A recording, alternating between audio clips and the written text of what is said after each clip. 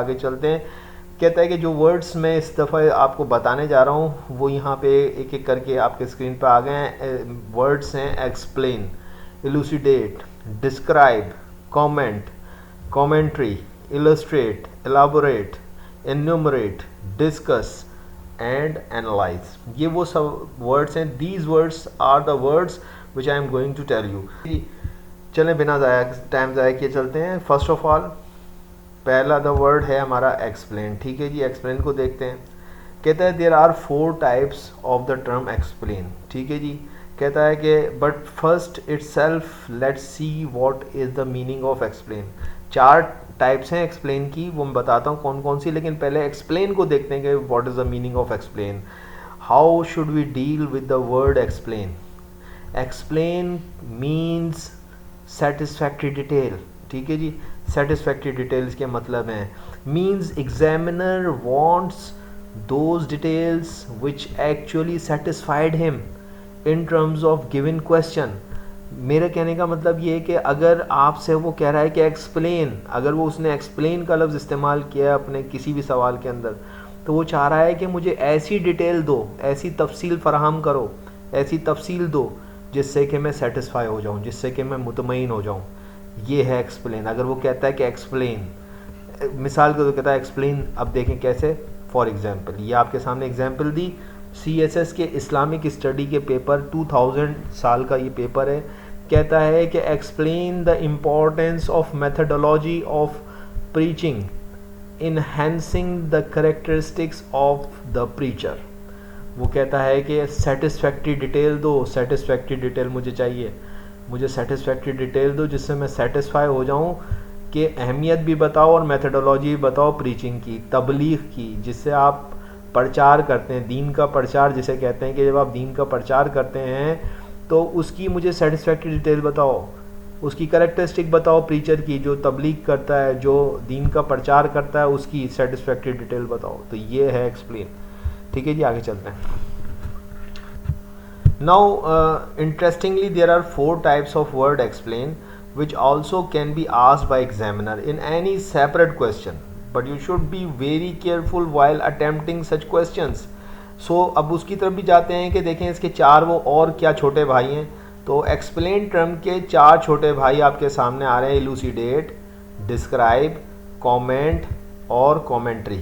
यानी कि अगर दूसरे लफ्ज़ों में कहें, अगर अभी भी आपकी समझ में नहीं आया तो इसके मतलब ये हैं कि इलूसिडेट भी एक्सप्लेन को ही कहते हैं, डिस्क्राइब में भी आपने एक्सप्लेन करना है, कमेंट में भी आपने एक्सप्लेन करना है और कमेंट्री में भी आपने एक्सप्लेन करना है।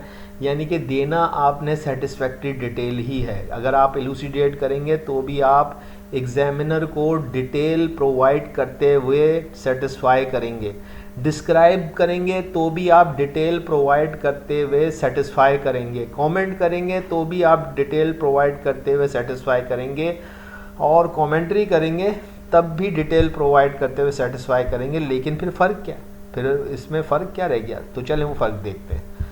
ठीक है जी, सबसे पहले आते हैं इलूसिडेट पे। जैसा कि आप देख सकते हैं कि इलूसिडेट का मतलब भी एक्सप्लेन ही है, यानी कि सेटिस्फैक्ट्री डिटेल देनी है, लेकिन make easy something clear, explaining it's more fully, he elucidate a point of grammar। उसने मिसाल दी है तो आपको पता चला कि आपने सेटिस्फैक्ट्री डिटेल देनी है, लेकिन आसान करके, उसको ज़्यादा बहुत कॉम्प्लिकेटेड नहीं करना है, इलूसिडेट करना है आपने, इलूसिडेट में एक्सप्लेन करना है, सेटिस्फैक्ट्री डिटेल देनी है, लेकिन किसके साथ, कीवर्ड क्या बना, आपने उसको एक्सप्लेन करना है इजी वे में, ताकि एग्जामिनर सेटिस्फाई हो जाए। तो अगर आप इलूसिडेट करना है तो आप क्या करेंगे कि आप जो है वो इजी वे में बताएंगे। एग्जाम्पल ले लेते हैं। कहता है CSS पाकिस्तान अफेयर्स 2013 का सवाल है, elucidate the difficulties in establishment of an Islamic order in Pakistan after independence. तो आपने क्या करना है, एक्सप्लेन ही करना है, लेकिन क्या करना है, आपने सेटिस्फैक्ट्री डिटेल देनी है कि किस तरह से इस्लामिक हुकूमत को पाकिस्तान में आज़ादी के बाद 14 अगस्त 1947 के बाद किस तरह से इस्टेब्लिश किया गया, इसकी आपको सेटिस्फैक्ट्री डिटेल देनी है, लेकिन किस तरह से, आसान करके, क्योंकि उसने इल्यूसिडेट कहा है। ठीक है जी, आगे चलते हैं। अगला है कहता है डिस्क्राइब। अब डिस्क्राइब में भी आपने क्या करना है, एक्सप्लेन ही करना है, लेकिन अब की दफ़ा आपने एक्यूरेट डिटेल देनी है, एक्यूरेट डिटेल, एग्जैक्ट डिटेल देनी है आपने। एग्जामिनर को फिर आपने सेटिस्फैक्ट्री डिटेल देनी है, लेकिन जो है वो क्या करना है, एग्जैक्ट देना है, एक्यूरेट, बिल्कुल एक्यूरेट, जो बात पॉइंट की है वो बतानी है। इधर उधर नहीं जाना है, बाएं शाएं नहीं जाना है, आपने पॉइंट टू दी पॉइंट बात करनी है। तो सवाल का एग्जाम्पल ले लेते हैं। कहता है कि describe the distribution of iron and steel industry of Pakistan, evaluate its role in the industrial development of country, 2006 CSS Pakistan affairs का पेपर। तो अब आप देख सकते हैं उसने डिस्क्राइब कहा है, यहाँ पे इलूसिडेट नहीं कहा है। आपसे वो ये नहीं कह रहा है कि आप आसान करें, वो कह रहा है कि मुझे एग्जैक्ट डिटेल दे भाई, एग्जैक्ट डिटेल मुझे चाहिए, आयरन और स्टील की इंडस्ट्री की एग्जैक्ट डिटेल दे दे, जो भी तेरे पास है वो दे दे, मुझे वो चाहिए। अगर तू वो देगा तो मैं तेरी बात मानूंगा, वरना तो मैं तेरी बात नहीं मानूंगा। मेरी आप बात समझे होंगे कि मैं थोड़ा सा जो है वो आसान करके आपको बताने के लिए सारी बातें बता रहा हूँ, लेकिन आपकी समझ में आ रहा होगा कि डिस्क्राइब में क्या फ़र्क है। एक्सप्लेन करने के बावजूद डिस्क्राइब अलग है, एलुसिडेट अलग है, कॉमेंट्री अलग है, कॉमेंट अलग है। चलें, ये आपको ये भी समझ आ गया, आगे चलते हैं। तीसरा जैसे मैंने आपको बताया था कि तीसरी किस्म में एक्सप्लेन की कमेंट है। फिर आपने सेटिस्फाई करना है एग्जामिनर को, एक्सप्लेन करते हुए सेटिस्फाई करना है। लेकिन अब की दफ़ा आपने क्या करना है, उसने कहा कि कमेंट असल में होता है गिवन, आपका ओपिनियन, गिवन एज ओपिनियन। अब की दफ़ा आपने सेटिस्फैक्ट्री डिटेल देनी है, एग्जामिनर को आपने सेटिस्फाई करना है, लेकिन कैसे करना है, आपने गिव देनी है, आपने क्या करना है, अपना ओपिनियन देना है, एक्सप्लेन समथिंग। आपने उस चीज़ को एक्सप्लेन करते हुए, सेटिस्फाई करते हुए अपना ख्याल देना है, आपका अपना कमेंट चाहिए उसको, आप किस तरीके से उसको बताते हैं। एग्जाम्पल लेते हैं, ये CSS पाकिस्तान अफेयर्स 2005 का सवाल है। कहता है the Gwadar port would have great strategic significance in addition to its vast economic potential, not only for the uplift of Balochistan but for the neighboring countries like China, Afghanistan and Central Asian states. Comment, ठीक है जी। सो यहाँ पे उसने comment करके full stop लगा दिया। उसने असल में क्या किया है, यहाँ तक एक स्टेटमेंट दिया है और स्टेटमेंट देने के बाद उसने कमेंट किया। कमेंट का मतलब फिर वो आपसे एक्सप्लेन करने के लिए कह रहा है। एक्सप्लेन कैसा एक्सप्लेन किया, वो सेटिस्फाई हो जाए, ऐसा एक्सप्लेन करना है आपने कि वो सेटिस्फाई हो जाए। लेकिन कमेंट करना है, कमेंट में क्या करना है, आपने गिव एन ओपिनियन देना है, आपने अपना ख्याल देना है जिससे वो सेटिस्फाई हो जाए। तो ये फ़र्क आ रहा है ना। सो आई होप कि आपकी समझ में आ गया। आगे चलते हैं। अगला है कमेंट्री। अब कमेंट्री भी जो है वो क्या है कि वो कहता है एक्सप्लेन ही है, लेकिन ये स्पोकन डिस्क्रिप्शन हो सकती है या रिटन एक्सप्लेनेशन हो सकती है, ये और डिस्कशन हो सकती है ऑफ समथिंग सच बुक और अ प्ले। ठीक है जी, ये डिस्कशन हो सकता है रिटन फॉर्म के अंदर या स्पोकन फॉर्म में भी हो सकता है। आपने अक्सर देखा है कि जो है वो क्रिकेट की कमेंट्री हो रही होती है तो वो स्पोकन डिस्क्रिप्शन होती है। ठीक है जी, स्पोकन डिस्क्रिप्शन आ रही होती है, और जो है वो हो रही एक्सप्लेन ही होती है। जो सुनने वाला होता है कमेंट्री का रेडियो पे या टीवी पे, वो सेटिस्फाई होता है उससे, उस डिस्क्रिप्शन से, उस सेट डिटेल के से सेटिस्फाई होता है, क्योंकि सेटिस्फैक्ट्री डिटेल होती है। उसमें वो कमेंटेटर एक एक बात बता रहा होता है रेडियो पे कि जो है वो किस तरह से जो है वक़ार ने से गेंद कराई और कितनी स्पीड से कराई, सचिन तेंदुलकर ने कितनी ज़ोर से शॉट मारा, कहाँ मारा, कवर पे मारा है या जो है वो लॉन्ग फाइन लेग पे मारा है, कहाँ पे मारा है, किस पोजीशन पे मारा है, कि बाउंड्री लाइन पे पकड़ी गेंद, नहीं पकड़ी, एक एक बात वो बताता है। सेटिस्फैक्ट्री डिटेल होती है, स्पोकन डिस्क्रिप्शन होती है। लेकिन अगर ये एग्जामिनेशन फॉर्म में आ रही है तो ये जाहिर सी बात है रिटन फॉर्म में होगी, रिटन एक्सप्लेनेशन भी हो सकती है। तो इसकी मेरे पास अभी फ़िलहाल कोई ऐसी CSS के एग्ज़ाम से मेरे पास एक्सप्लेनेशन नहीं थी तो मैंने इसको नहीं लिया, लेकिन बहरहाल ये भी पूछा जा सकता है। आगे चलते हैं। How should we deal with the word illustrate. अब ये नेक्स्ट आ रहा है कि इलस्ट्रेट भी बोलते हैं। देखते हैं कि इलस्ट्रेट क्या आएगा। कहता है इलस्ट्रेट के मतलब हैं to make me the meaning of something clear by using examples, pictures etcetera. तो वो कहता है कि जब आप इलस्ट्रेट करेंगे तो आप किसी चीज़ को क्लियर करेंगे, वाजे करेंगे, साफ साफ बताएंगे। लेकिन किससे बताएंगे, एग्जाम्पल्स आपने उसमें देनी है, एग्जाम्पल्स। और आप इवन ये कि उसमें स्केचेस बना सकते हैं, पिक्चर्स बना सकते हैं, नक्शे बना सकते हैं। आपने अगर इलस्ट्रेट करना है तो आप उसके अंदर कोई खाका बना सकते हैं, आप कोई ग्राफ बना सकते हैं, कोई पिक्टोग्राम बना सकते हैं आप उसमें, कोई हिस्टोग्राम बना सकते हैं आप उसमें, एग्जाम्पल्स दे सकते हैं आप उसके अंदर, तो वो इलस्ट्रेट होगा। क्लियर करेंगे आप उस टॉपिक को एग्जाम्पल्स के ज़रिए से। चले इसकी भी एग्जाम्पल ले लेते हैं। कहता है illustrate the role of Quaid Azam for protecting the constitutional rights of Muslims of the subcontinent from 1916 to 1933। अब वो इलस्ट्रेट करवाना चाहता है कि कॉन्स्टिट्यूशनली किस तरीके से कायद आज़म ने जो है वो एक जिद्दोजहद की, एक जो है वो मूवमेंट की कि जो है मुसलमानों के राइट्स को सब कॉन्टिनेंट में जो है वो लिया जा सके 1916 से 1933 तक। तो उसमें वो चाह रहा है क्या, इलस्ट्रेट। तो इलस्ट्रेट में अब आपको क्या देना है, इसमें एग्जांपल्स देनी, क्योंकि ये इस तरह का सवाल है कि इसमें पिक्चर्स की तो कोई वो नहीं है, कोई नक्शे मैप तो नहीं बनेंगे, लेकिन इसमें एग्जाम्पल्स ज़रूर दिए जाएंगे। तो इलस्ट्रेट का मकसद आपने एग्जाम्पल्स देनी है इसके अंदर, तब ये जाके सवाल हल होगा। अगर आपने इसको डिस्क्राइब कर दिया, आपने इसको जो है वो कुछ और कर दिया, तो वो सवाल का जवाब नहीं होगा। यहाँ पे उसने इलस्ट्रेट करने को कहा है आपसे, उसने जो है वो डिस्क्राइब करने को नहीं कहा, कमेंट करने को नहीं कहा है आपसे उसने यहाँ पे एक्सप्लेन करने को भी नहीं कहा, वो आपसे उसने इलस्ट्रेट करने को कहा। इलस्ट्रेट किसको कहेंगे कि आपने सवाल के अंदर मौजू को वाज़े करना है, क्लियर करना है बाय एग्जाम्पल्स। ठीक है जी।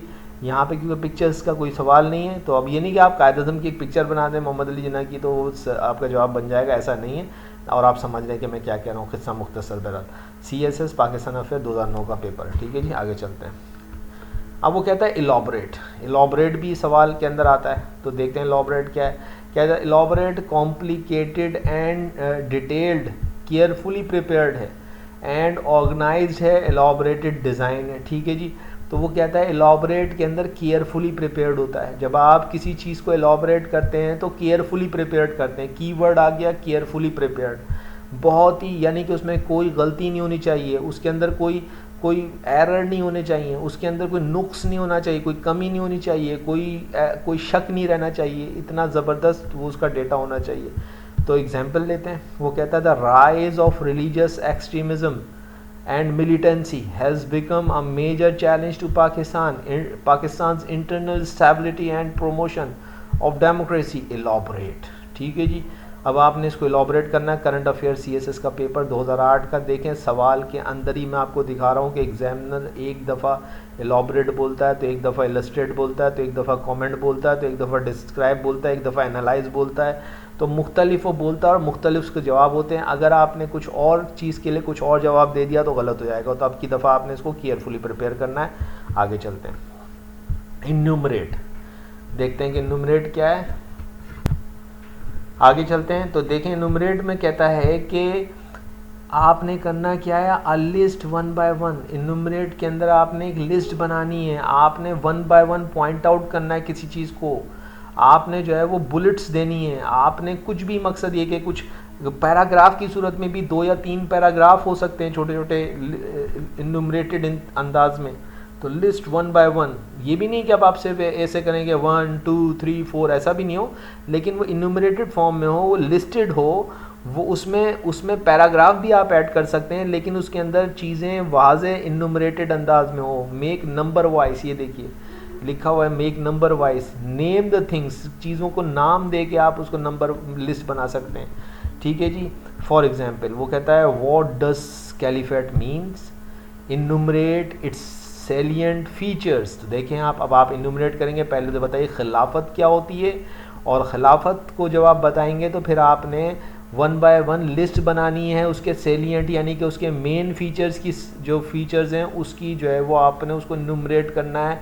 1 बाय 1 लिस्ट बनानी है, उनको नाम देना, उनको हेडलाइन देना, और हेडलाइन दे के आपने जो है उसको इन्यूमरेट करना है। देखिए कमाल का जो है वो तरीक़ाकार है, कितना फ़र्क आता जा रहा है। एग्जामिनर किस तरह से खूबसूरती से चीज़ें अलग अलग अंदाज में पूछता है। CSS इस्लामिक स्टडीज़ का पेपर है 2000 का।